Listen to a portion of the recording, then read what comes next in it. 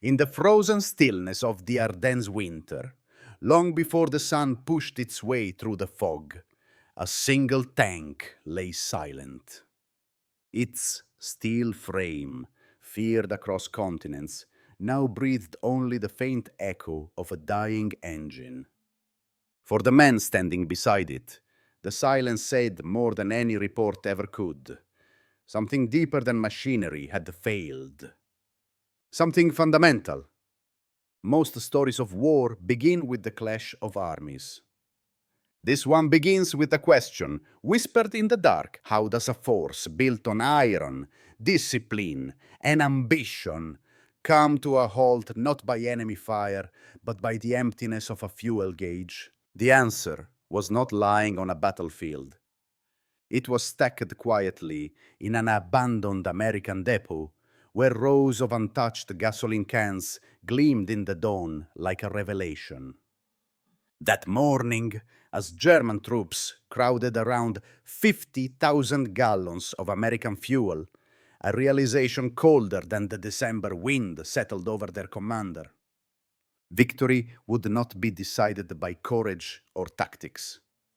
It would be decided by what fed the engines of war. And the Americans had oceans. Germany had drops. Modern wars rarely collapse in a single moment. They unravel quietly through shortages, delays, and decisions made months before the first shot is fired. By the summer of 1944, the German war machine was already bleeding from within. Allied bombers had reduced synthetic fuel plants to twisted metal, cutting production by more than 90%. What flowed from the Reich's refineries no longer matched the demands of a mechanized army stretched across continents. Commanders rationed gasoline by the liter. Aircraft sat grounded. Veteran tank crews trained on maps instead of engines. Yet Adolf Hitler envisioned one last reversal of fate, a massive winter offensive through the Ardennes. Its purpose was brutally simple: break the American front, seize Antwerp, and split the Allied coalition. But hidden beneath the boldness was a truth that only his logisticians dared whisper. The assault had no hope unless German forces captured American fuel along the way.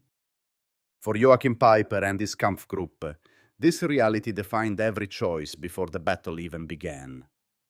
Peiper's armored spearhead, designated the Schwerpunkt of the offensive, received just 31,000 gallons of fuel, barely enough for 50 miles of combat operations. The Meuse River, their essential objective, lay 65 miles away. The mathematics were merciless. Success depended not on maneuver, but on seizing depots the Americans might abandon. When Peiper attended the final briefing on December 14th, his orders reflected this desperation. Tanks would move in single file to conserve fuel. Engines were to be shut down during every halt longer than 5 minutes. Capturing American supplies was not merely encouraged, it superseded all tactical priorities. Victory required gasoline before territory. Even ammunition was secondary. At dawn on December 16th, the German offensive erupted with an artillery barrage powerful enough to recall the early triumphs of the Blitzkrieg. But the veneer of strength masked the fragility beneath. Panzer columns quickly bogged down on narrow country roads that German maps had misrepresented as highways. Vehicles designed for the open Russian steppes groaned through muddy forest paths. Congestion grew for miles. Engines idled longer than intended, and precious gallons evaporated into the cold air. Then came Lanzerat. 18 American reconnaissance soldiers, barely more than a squad held of Peiper's advancing column for nearly 10 hours. Their resistance forced dozens of German tanks and half-tracks to idle in place, consuming the very resource the offensive could not spare. By the time the bottleneck cleared, Kampfgruppe Peiper had already burned almost half of its allocated fuel. When the column finally reached the outskirts of Honsfeld in the pre-dawn hours of December 17th, the realization struck with brutal clarity. After barely 20 miles of progress, Peiper's tanks were already running dry. The campaign, meant to rescue the Reich, had become a race against its own empty fuel lines. That was the moment they discovered the American depot. The captured fuel at Honsfeld did more than bring Peiper's column back to life. For a brief moment, it revived the illusion that the offensive could still succeed. His crews worked feverishly in the bitter wind, pouring American gasoline into German tanks as if each gallon were a lifeline. Engines rumbled back to life. Tracks bit into the frozen earth. Every man felt the fragile momentum returning. But as Kampfgruppe Peiper pushed deeper into Belgium, the nature of the war began to reveal itself. The first signs came in the form of documents. Among the abandoned American offices at Honsfeld, a German sergeant found shipping manifest ordinary papers that told an extraordinary story. The fuel Peiper had just captured had crossed an entire world, from Texas to New York, from New York to Liverpool, from Liverpool across the Channel, and then hundreds of miles by truck to the front. 6,000 miles in 6 weeks. What Germany guarded with divisions, the United States delivered with routine efficiency. The deeper the column advanced, the sharper the contrast became. At Bulge, they seized more fuel, maps, rations, and ammunition. Yet the maps showed something unsettling. American depots were everywhere. At crossroads, behind ridge lines, near villages and rail stations. The first U.S. Army alone held millions of gallons in reserve. For the Germans, fuel was treasure. For the Americans, it was simply inventory. Still, the offensive pressed on. Tigers and Panthers rolled forward, consuming fuel at brutal rates. 5 gallons per mile for the Tigers. 5 for the Panthers. The rugged Ardennes terrain increased those numbers by nearly 40%. Each mile was bought with gasoline the Germans did not have. Then came the moment that shattered even the hardiest illusions. As Peiper's vanguard approached the vast American depot at Stavelot over 2 million gallons stacked across 15 acres, they expected another miraculous windfall. Instead, they found American engineers already at work. Under orders to deny the fuel at all costs, the men of the 291st Engineer Combat Battalion laid trails of gasoline between the stacks of jerrycans. White phosphorus grenades were distributed. One spark changed everything. A wall of fire shot into the sky, a roaring column of flame and smoke that could be seen for miles. The inferno consumed the fuel in hours, but its meaning burned far longer. The Americans could afford to destroy more gasoline in an afternoon than the Germans had received for the entire offensive. As the flames reached 1,000 feet, Peiper's men understood what the numbers had been trying to tell them for months. The enemy possessed abundance beyond comprehension, and the contrast only grew sharper. The Red Bull Express 6,000 trucks, running night and day, delivered more fuel in a single week than Peiper's entire army group would see in a month. Pipelines laid under the English Channel pumped 1 million gallons a day into France. Standardized American vehicles burned the fuel efficiently, carried interchangeable parts, and were replaced faster than Germany could repair its own. The summit of the offensive had been reached, but it was not marked by triumph. It was marked by the realization that the German advance was climbing a mountain made of numbers they could never overcome. By December 19th, the illusion of momentum had collapsed. Kampfgruppe Peiper was still fighting, still maneuvering, still pushing toward the Meuse, but the fuel gauges told a harsher truth. Each engagement burned more than the column could capture. Each mile forward was borrowed time. Reports from maintenance units grew more desperate. Panthers abandoning the march because their tanks ran dry. Tigers left behind on roadsides like gutted monuments to a fading ambition. At Stoumont, the weight of the crisis became undeniable. German crews fought fiercely, but every maneuver cost gallons they could never replace. Peiper consolidated what remained, perhaps 8,000 gallons in total, barely enough for one final attack or a retreat, but not both. He chose to press on, knowing that strategy had long since given way to survival. Meanwhile, the Americans were preparing for January operations with a scale of planning unimaginable to their opponents. Brigadier General Morris Gilland requested 245 million gallons for the coming month. The request was approved without debate. Germany couldn't supply enough, On the but same because day, the fundamental premise that captured American fuel C-47 transports flew hundreds of Ever. sorties It was into the throwing the besieged last town chips of on the table Bastogne, in a game that delivering was more already fuel lost. to a single surrounded garrison than Peiper's entire formation possessed at its peak.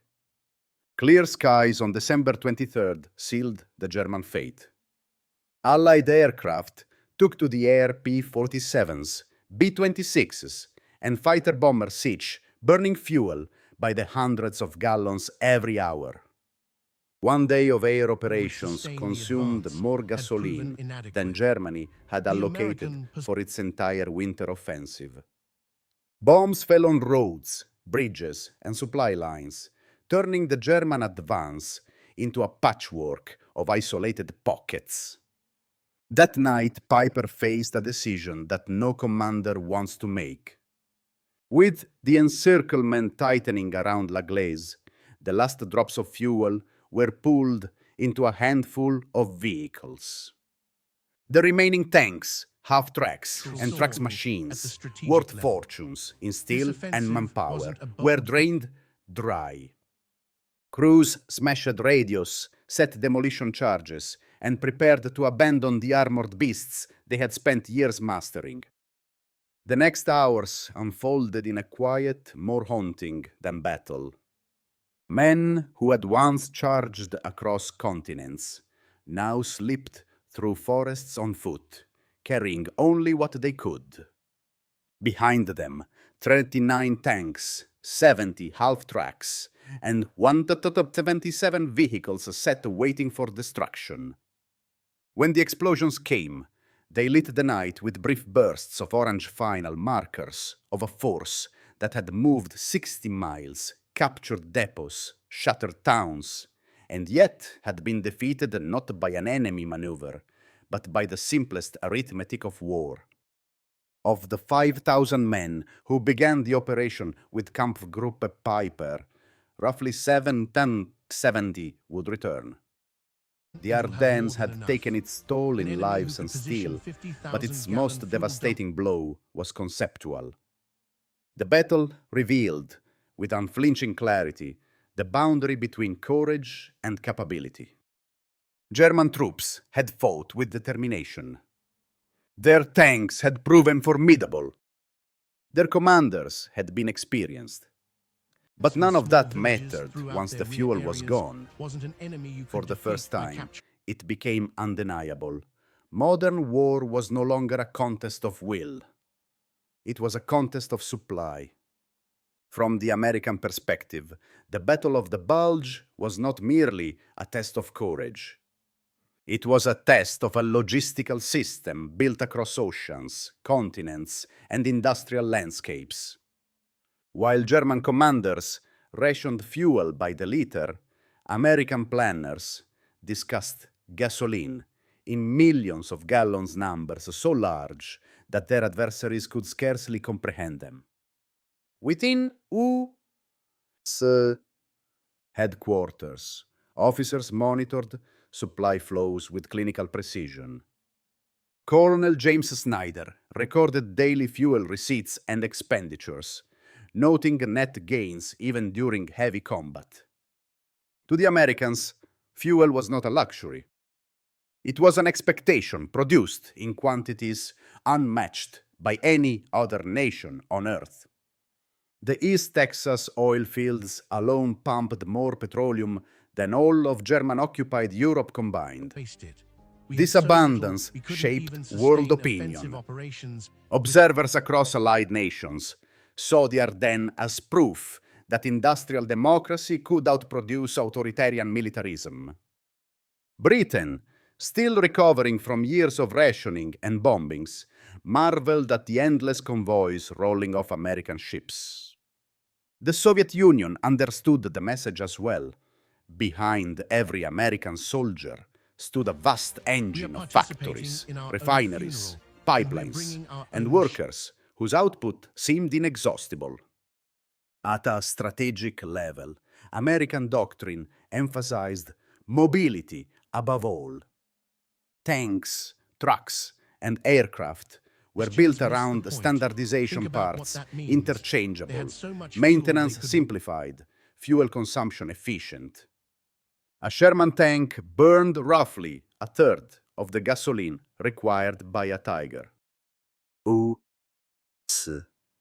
Trucks averaged 8 miles per gallon under load, and when one broke, it was often faster to replace the entire vehicle than to repair it. To the Americans, destroying millions of gallons at Stavelot was not an act of desperation. It was an act of confidence. They could afford it. World leaders understood the implications. After the war at Nuremberg, German generals repeatedly cited logistics, not courage, not tactical failure, as the decisive factor of 1944. They acknowledged that the United States had rewritten the nature of modern warfare. Battles would be determined less by generals in the field and more by supply officers, engineers, and industrial workers, thousands of miles from the front. The world had stepped into a new era. Logistics was no longer the hidden backbone of war. It was the war. Today, the Tiger tank that once led Kampfgruppe Peiper stands silent in a small museum at La Glise. Its armor is intact. Its gun is intact. Even its tracks, though weathered by decades, still rest exactly where the crew abandoned them. Only the fuel gauge tells the real story. It sits frozen at empty, a quiet monument to the moment when tactical brilliance met logistical reality and lost. Visitors often ask why such a formidable machine was left behind. The answer is not found in the scars of battle, but in the invisible threads of supply lines stretching across nations. That December, Germany lost not because its soldiers fought poorly or because its tanks were inferior. It lost because its engines were starved, while American engines were fed by an industrial system vast enough to circle the globe. The legacy of Honsfeld and Stavelot reaches far beyond the Ardennes. It marked the end of the romantic myth that wars are won solely by bravery, bold maneuvers, or the genius of generals.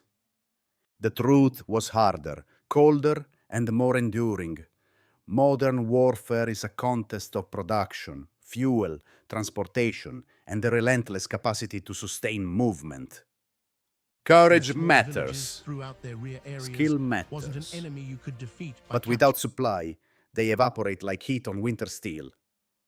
Joachim Peiper understood this We had long so before little, we couldn't historians even put it into sustain words. offensive operations. When he stood among 50,000 gallons of captured American fuel, he glimpsed an uncomfortable reality. What seemed miraculous to him was insignificant to the enemy. What his army needed to survive, the Americans could burn without hesitation. That knowledge was more decisive than any artillery barrage or armored breakthrough.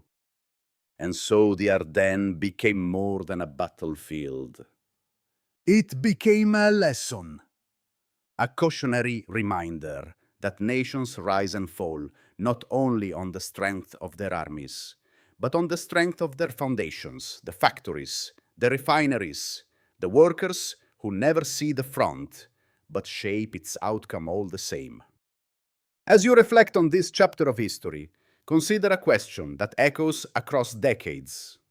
In a world where technology and supply lines grow ever more complex, can any nation win a modern war without mastering the logistics behind it? If stories like this help you appreciate the hidden forces that shape our world, feel free to share your thoughts below and join us for the next journey into the depths of military history.